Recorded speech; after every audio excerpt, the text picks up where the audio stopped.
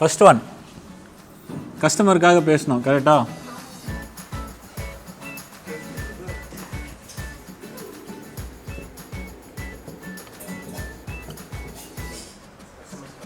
கரெக்டா?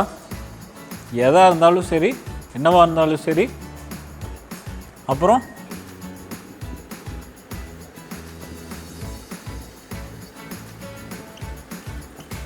நம்ம ஒரு இது பேசுகிறோன்னு வச்சுக்கோங்க. சோப்பை பற்றி யாருக்கு நல்லா தெரியும்? இருக்காது. ஒரு கஸ்டமர் வராங்க, 100 சோப்பு செய்கிறதுக்கு மோல்டு வாங்குகிறாங்க. பட் உங்களுக்கு தெரியும் அவங்களுக்கு 100 சோப் வாங்கிட்டு போனால் அவங்களால செய்ய முடியாது அப்படின்னு. அந்த இடத்துல காசு அதிகமாக வருதுன்னு 100 சோப்புக்கான அந்த மோல்டையும் கட்டரையும் சேர்த்து 50,000 ரூபா பில் பண்ணுவோமா?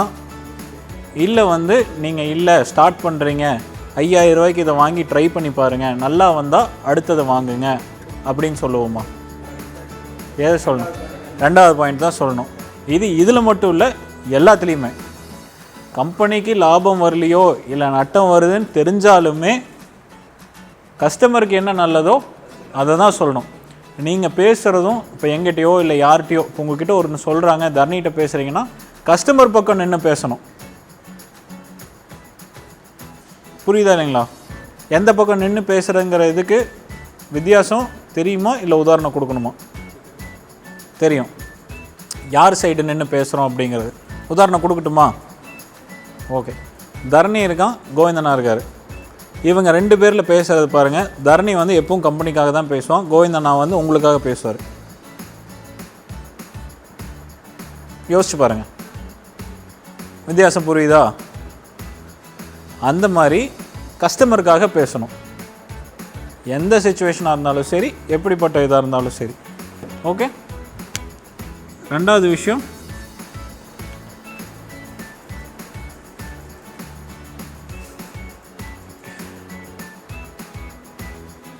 நம்ம என்ன ஒரு இடத்துல போனால் எதிர்பார்க்குறோமோ அதை முதல்ல கொடுக்கணும். அப்புறம் நடக்கிறது நடக்கும், நல்லாவே நடக்கும். திருப்பி எதிர்பார்க்க வேண்டாம். கொடுக்குறத கொடுத்துட்றோம். அதே நேரத்தில் இந்த ஹோட்டலுக்கு வேலைக்கு போனது எல்லாத்துக்கும் தெரியுமா? சென்னை போயிட்டு வந்தேன்ல, யாருக்குமே தெரியாது. ஓகே. ஸோ என்னென்னா, இங்கே அந்த கொரோனாலாம் முடிஞ்சு 2-3 நாள் நினைக்கிறேன் சென்னையில் போயிட்டு சர்வராக ஒர்க் பண்ணேன். நானே தான். இப்போ பக்கமாக எதுனா ஸ்டார் ஹோட்டல் இல்லைன்னா நீங்கள் பண்ணியிருக்கீங்க, ரைட்டு. நான் சும்மா அந்த இது எப்படி இருக்கும் அப்படின்னு பார்க்குறதுக்காக போய் ஒர்க் பண்ணிட்டு வந்தேன். அதில் என்னென்னா, ஆல்ரெடி ஒர்க் பண்ணியிருந்த சர்வீஸில் ஒரு 8-10 பேர் இருந்தாங்க. நானும் போனேன், புதுசாக அன்றைக்கி தான் சேர்ந்தேன். அதில் உங்களுக்கு நல்ல வேலை செஞ்சுருக்கோங்கிறதுக்கான அடையாளம் என்ன? எவ்வளோ டிப்ஸ் கலெக்ட் பண்ணியிருக்கோம் அப்படிங்கிறது தான். கரெக்டா? ஆமாவா இல்லையா? ஆமாம். தட்டுக்கடையில் வச்சுக்கலாம். கரெக்டு.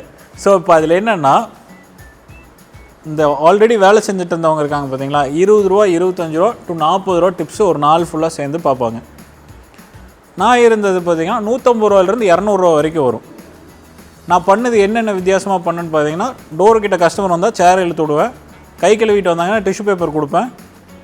ஏதாவது கேட்டாங்கன்னா இருங்க இவ்வளோ நேரம் ஆகும் அப்படின்னு சொல்லிட்டு வருவேன். கொஞ்சம் டைம் ஆகிற மாதிரி பார்த்தாலே தெரியும், கொஞ்சம் லைட்டாக அந்த முகம்லாம் மாறும். மாஸ்டர்கிட்ட சொல்லியிருக்கேன் போட்டுட்ருக்காங்க, இல்லை மாஸ்டர் பற்றி ஏதாவது ஒரு ஜோக் அடிச்சு விட்டு இது பண்ணிடுவேன். ஹைலைட் என்ன அப்படின்னு பார்த்தீங்கன்னா, 50 ரூபாய்க்கு ஜூஸ் குடிச்சிட்டு 50 ரூபா ஒரு ஆள் டிப்ஸ் வச்சுட்டு போனார். நம்ம எப்படி இது எதுக்காக சொல்கிறேன் அப்படின்னா, நம்ம வேலை செய்கிறதுல நம்ம காசு கொடுக்கணும், எனக்கு வேறு எப்படி இவங்களுக்கு திருப்பி பண்ணுறதுன்னு தெரியல அப்படிங்கிறதுக்காக காசில் கொடுக்கணும். இந்த இடத்துல ஒரு லேடி இருந்தாங்க, சாயங்காலம் வந்தாங்க.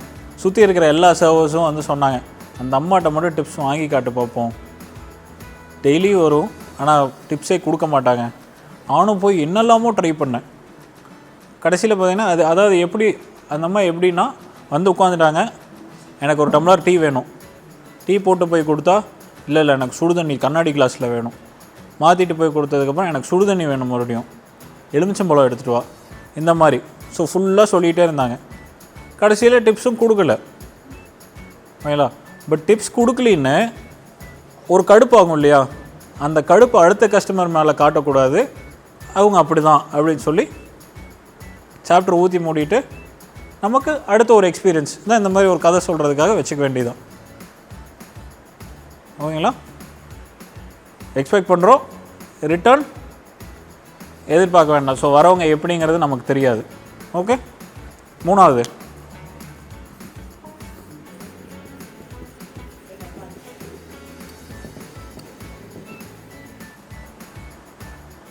ஓகே, ஒரு வேலை அப்படின்னு வருதுன்னா ஆரம்பத்துலேருந்து முடிகிற வரைக்கும் நான் ஏன் பேசும்போது திருப்பி புரிஞ்சுதா வந்துதா அப்படிங்கிறது ஏன் கேட்குறேன்? நான் சொல்லிட்டேன், என் கடமை முடிஞ்சுது, நாளைக்கு நான் தான் சொன்னேன்ல, அப்புறம் ஏன் செய்யலை அப்படின்னும் கேட்கலாம். புரிஞ்சிக்க வைக்கணுங்கிறதும் நினைக்கலாம். புரிஞ்சிக்க வைக்கிறதுல வந்து ஃபுல்லாக மூவ் பண்ணுறோம். ரெஸ்பான்சிபிலிட்டி ஸ்டார்டிங்லேருந்து கடைசி வரைக்கும். புதுசாக யார் வேலைக்கு வந்தாலும் இதெல்லாம் நீங்கள் தான் சொல்லித்தரணும். இது வந்து கம்பெனியோட கல்ச்சர், கம்பெனி கல்ச்சர். நாங்கள் இங்கே இப்படி தான் வேலை செய்வோம், யாரையும் வந்து திட்ட மாட்டோம், இது பண்ண மாட்டோம், நோண்டி வேலை வாங்க மாட்டோம். என்ன பண்ணுறீங்கன்னு சொல்ல, பட் இது ஒரு இந்த மாதிரியான ஒரு ஒர்க் பிளேஸ் இருந்தால் நல்லாயிருக்கும். ஸோ அதை நோக்கி போவோம்.